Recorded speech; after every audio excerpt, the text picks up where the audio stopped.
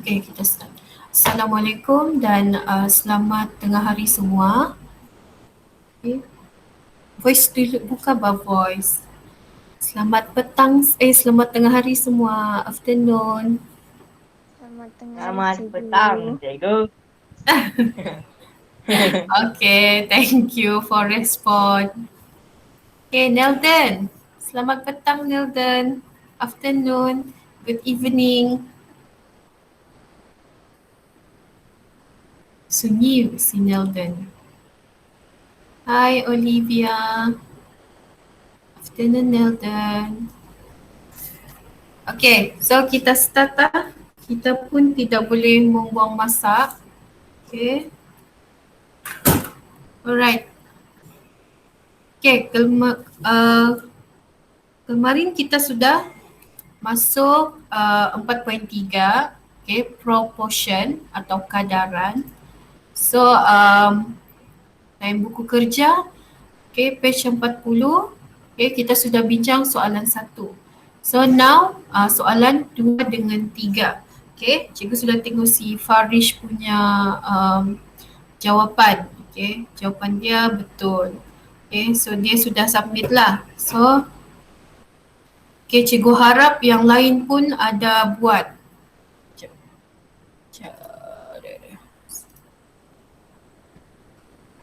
Hai Kasih.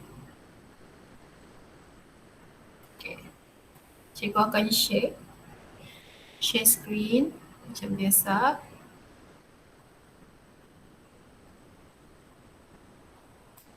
Okay, so kita sudah bincang soalan 1 dalam buku kerja page 40B.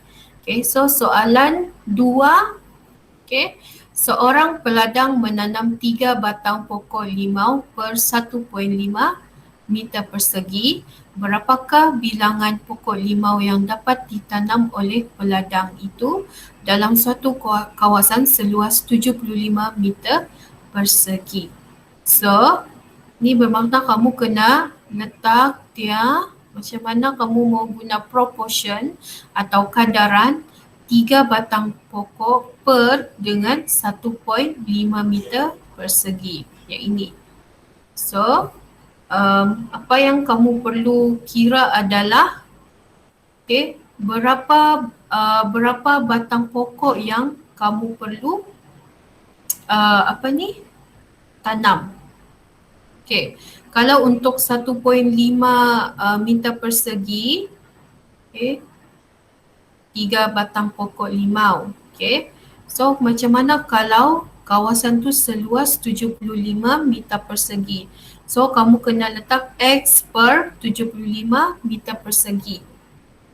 So kamu kena darab dengan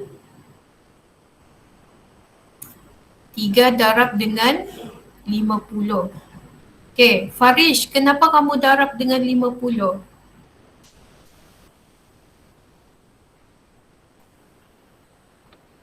Jangan ada yang 10% tadi. Okay.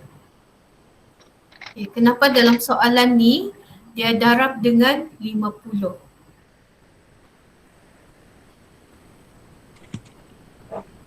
Sebab saya saya 75 bahagi 1.5 dapat 50. Jadi saya, gitulah. Betul. Okay, so kamu kena, okay, boleh juga macam Syarah Farish, dia buat 75 bahagi dengan berapa tadi? 1.5.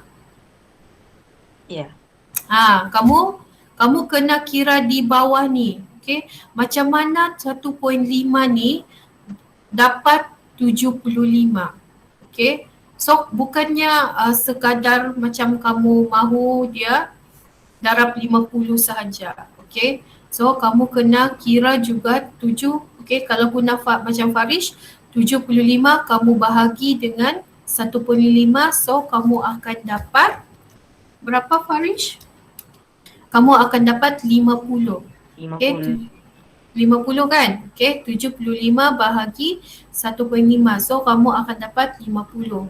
So, kamu try tekan kalkulator 1.5 okay, meter persegi ni. 1.5 darab 50 kamu akan dapat 75. So, darab 50 ni kamu kena samakan juga dengan di atas. 3 darab 50, kamu akan dapat 150. Okey? Itu saja jawapan dia. Okey, untuk soalan 3. Terdapat 90 orang pemain dalam 15 pasukan bola tampar. So, kamu kena buatlah 90 per 15. Okey. Yang ini kamu sudah dapat maklumat. Okey, cari bilangan pemain dalam 3 pasukan jika setiap pasukan mempunyai bilangan pemain yang sama. So, sekarang kamu kena cari bilangan pemain sekiranya ada dalam 3 pasukan. Okey, yang tadi 90 pemain dalam 15 pasukan. So, sekarang kamu kena cari berapa orang pemain kalau dalam 3 pasukan. Okey. So, kalau kamu tengok di sini, kamu kena tengok di bawah lah yang ada yang tidak perlu dikirakan, yang memang sedia ada di sini 15 dengan 3. Okay. So, kamu boleh macam Farish tadi, dia kiralah 15 bahagi dengan 3, kamu akan dapat 5.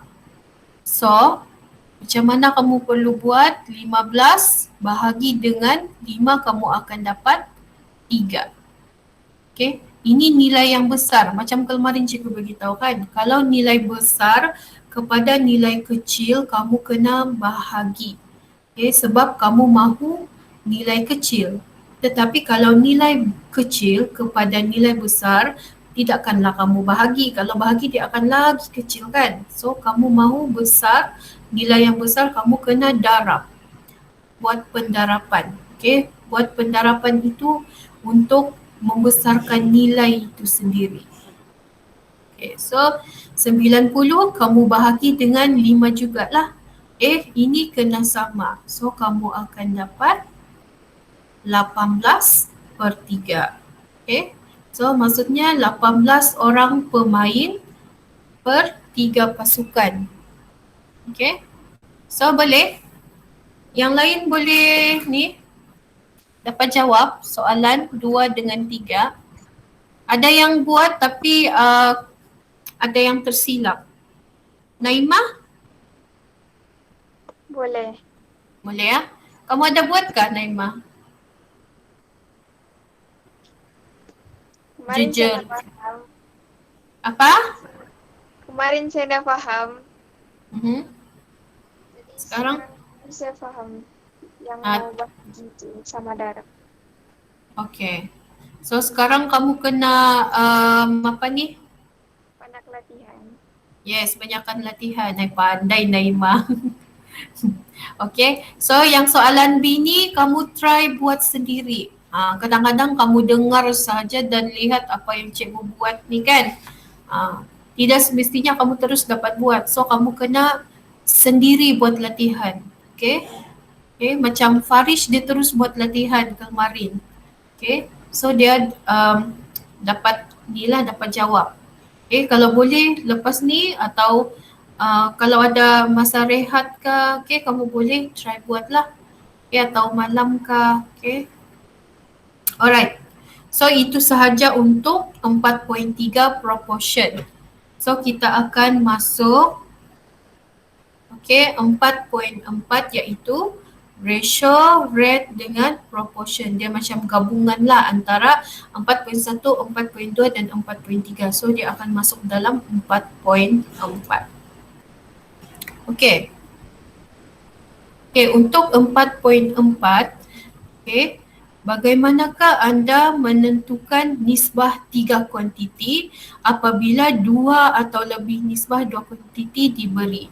Okay. Maksud nisbah 3 kuantiti di sini dia beginilah. Dia mesti ada 3. A, nisbah B, nisbah C. Okay, itu maksud nisbah. Okay, nisbah 3 kuantiti. Okay, cikgu share buku teks. Okay, ni buku teks bahasa Melayu lah. Okay.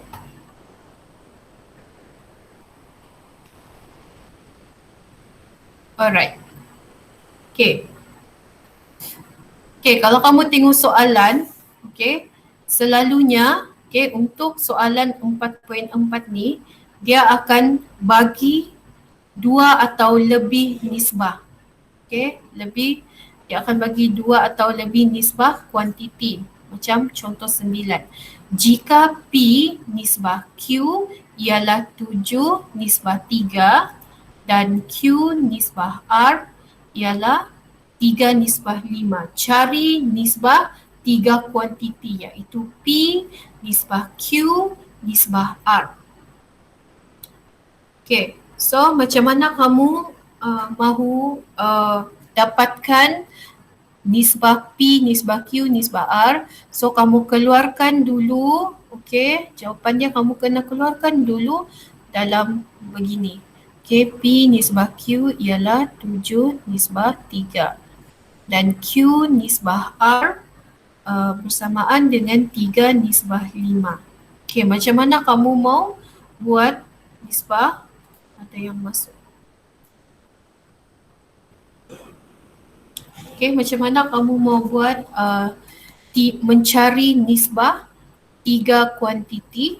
So, P nisbah Q nisbah R. Okay, P adalah 7. Okay, nisbah Q adalah 3. Okay, dan kamu tengok juga di sini, adakah dia sama? Okay, kalau dia sama tiada masalah. Okay, kalau ikut soalan ni dia adalah sama, Q adalah 3. So kamu terus masukkan sahaja 3 dan R adalah 5. So kamu boleh letak sinilah. Okay. Okay, inilah yang dimaksudkan nisbah tiga kuantiti. Okay, menentukan tiga nisbah kuantiti apabila dua atau lebih nisbah dalam soalan. Okay. Okay, kalau soal contoh 9 ni dia macam tidak masalah lah sebab Q adalah nisbah yang sama. Bagaimana pula kalau nisbah tu berbeza? Maksudnya Q ni 3 dan R ni Q di sini dibagi 4.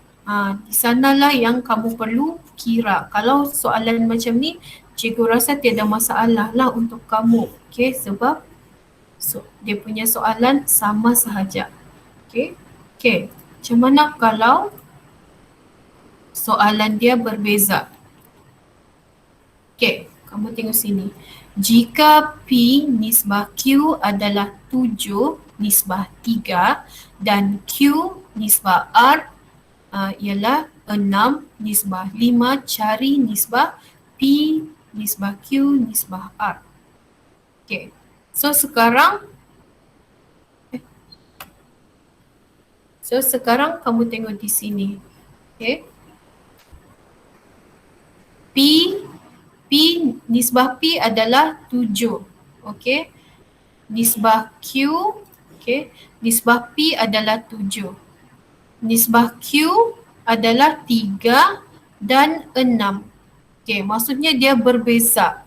So, kamu tidak boleh terus masukkan dalam terus kamu jawab. Tidak boleh ya. Dan R adalah nisbah 5. Okay. So, kamu perlu samakan dahulu sebelum kamu buat jawapan untuk Q. Okay, sebab sekarang Q ada dua kuantiti yang berbeza, ada dua nombor yang berbeza. Apa yang kamu perlu buat?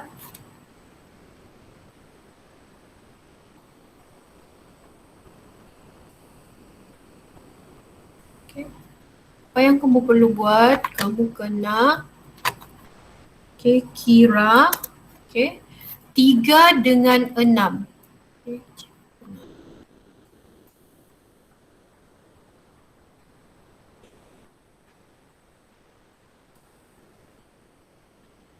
Okay. 3 dengan 6 ni kamu kena darab silang. Okay. Sebagai contoh. Okay. So kamu kena darab dengan semua, kamu kena darab dengan 6. 3 kamu kena darab dengan 6. Okay. Sama juga macam yang ini. Okay, supaya dia sama. Kamu kena darab semua. Okay. Okay. Yang ini bersilang, yang ini 6 kan. So yang nombor 3 ni kamu kena letak di sebelah sini. So dia bersilang lah. 5 darab 3. Okay. Then kamu akan 7 darab 6 berapa? 7 darab 6. Siapa dapat 42. jawab? Berapa? 42. 42. 42. Okay. So nisbah 3 darab 6. 18. Yes. Okay.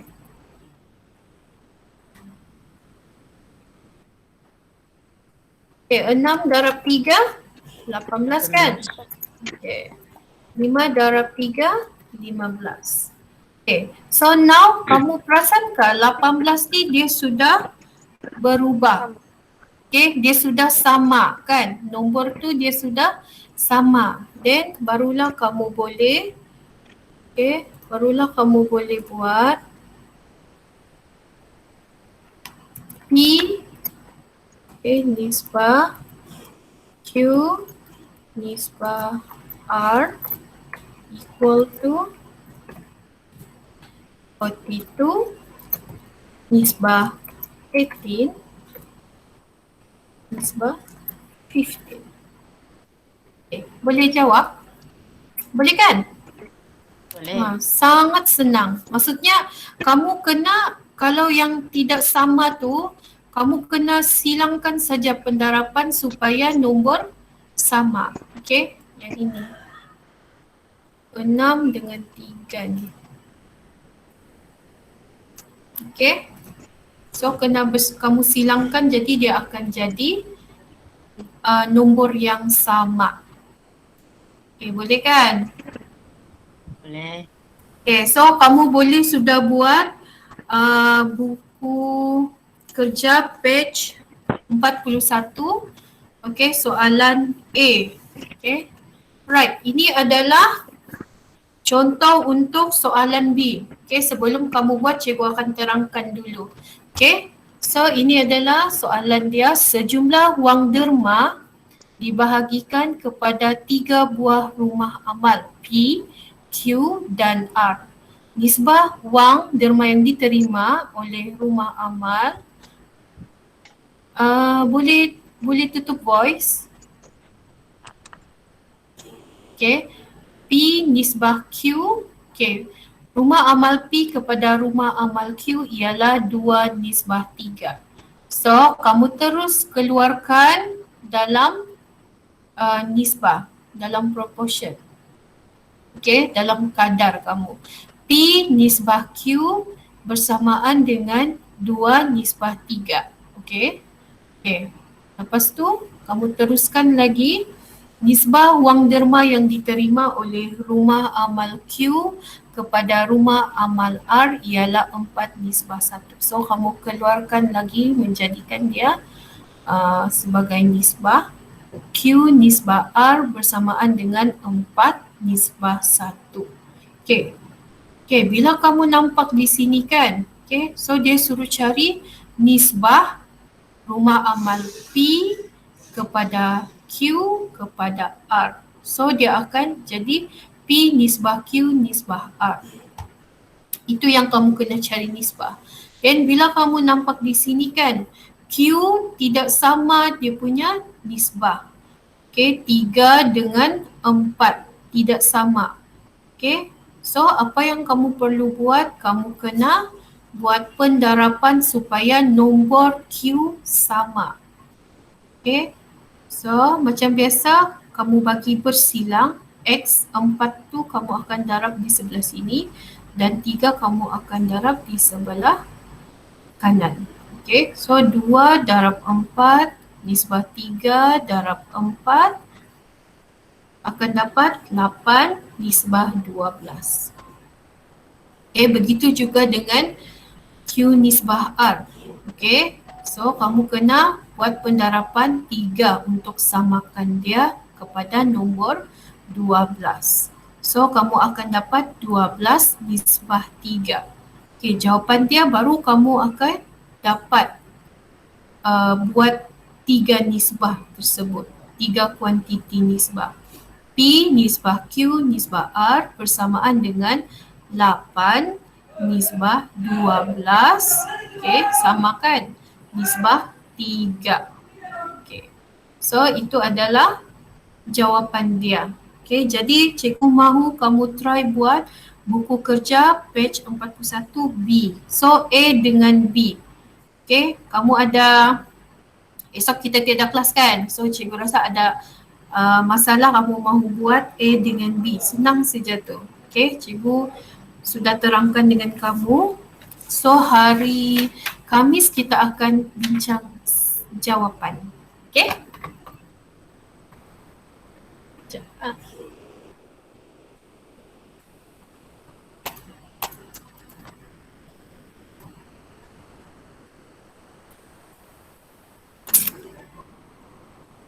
Okay. Sekejap, cikgu gambar dulu.